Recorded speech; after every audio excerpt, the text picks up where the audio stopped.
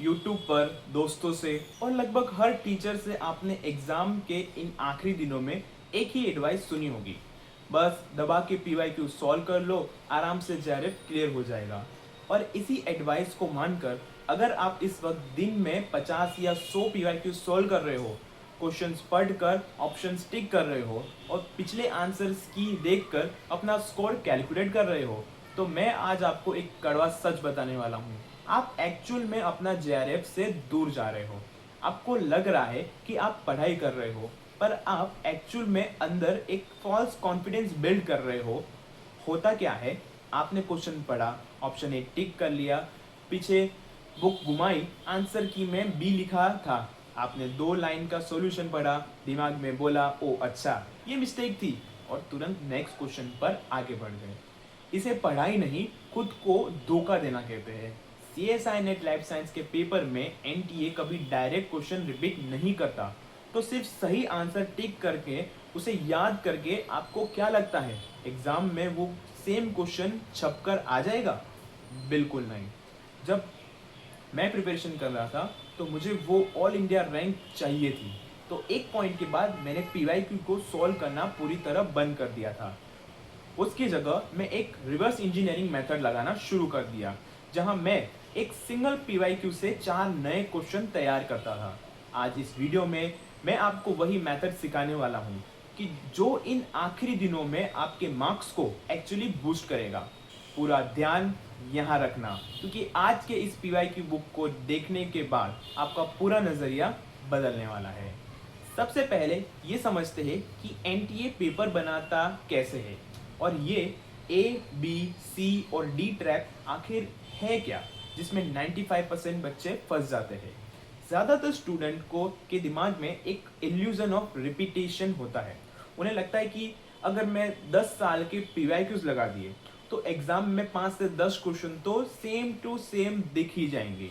लेकिन CSI net life science में ऐसे प्रैक्टिकली 0 बार होता है। एक बात को अच्छे से दिमाग में बैठा लो, एनटीए कभी क्वेश्चंस रिपीट नहीं करता, एनटीए हमेशा कॉन्सेप्ट को रिपीट करता है।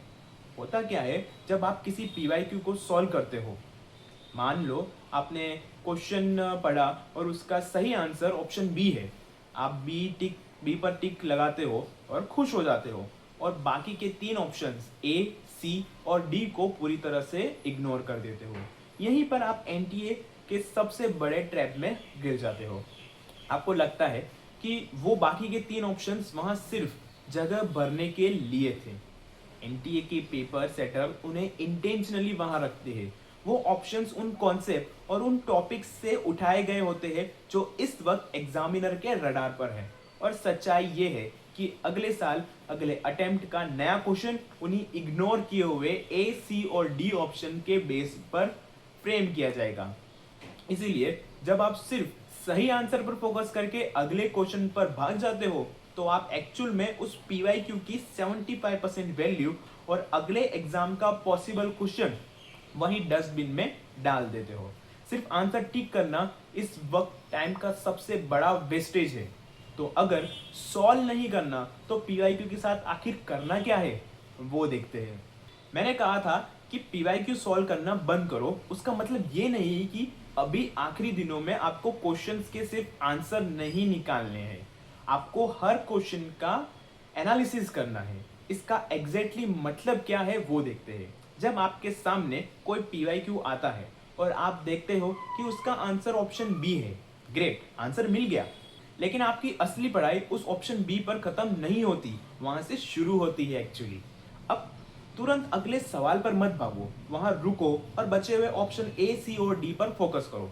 खुद से पूछो कि ये 3 ऑप्शंस गलत क्यों है, ये टर्म्स किस चैप्टर या किस टॉपिक से उठाई गई है।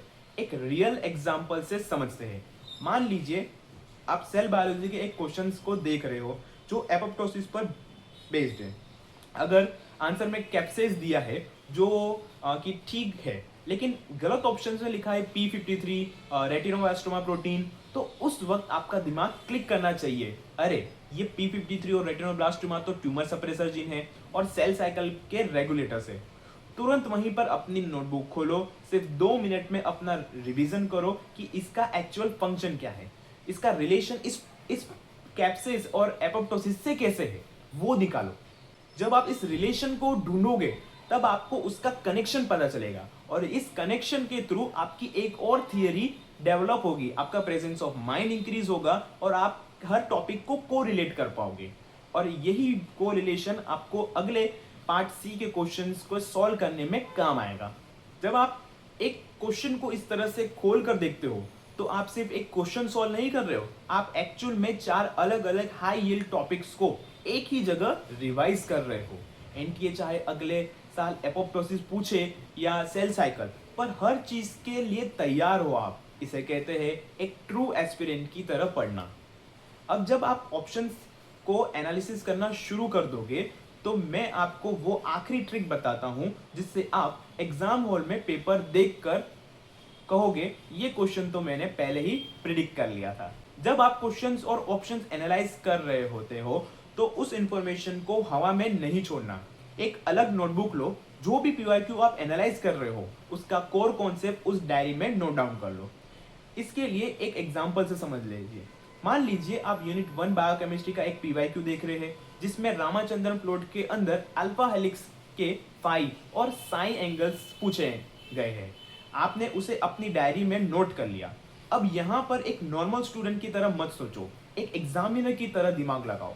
अगर एनटीए ने इस बार आपकी अल्फा हेलिक्स की नॉलेज चेक कर ली तो अगले पेपर में सबसे हाई प्रोबेबिलिटी किस टॉपिक की बनती है? एग्जैक्टली द बीटा शीट की, या फिर कोलेजन हेलिक्स की, या फिर बीटा टर्न्स की। इनमें से सवाल आ सकता है। जब आप हर पीवाईक्यू के टॉपिक्स को लिखकर उसका नेक्स्ट लॉजिकल स्टेप सोचना शुरू करते हो तो आप एक्चुअली एग्जामिनर के माइंड को पढ़ने लग जाते हो। आप ब्लाइंडली पूरी बुक नहीं पढ़ रहे हो, आप उन हाई यील्ड टॉपिक्स की एक प्रिडिक्शन लिस्ट तैयार कर रहे होते हो जो अगले एग्जाम में आने के लिए बिल्कुल रेडी बैठे हैं। और सच बताऊं, इसी प्रिडिक्शन वाली लिस्ट से जेआरएफ क्लियर होता है। ब्लाइंडली 100% क्वेश्चन सॉल्व करने से बिल्कुल नहीं होता।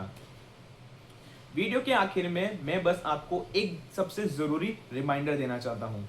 मुझे पता है कि जैसे जैसे एग्जाम पास आ रहे हैं हर तरफ से एक प्रेशर बन रहा है कि 1000 क्वेश्चन सॉल्व करो, टेस्ट सीरीज लगाओ, स्पीड बढ़ाओ।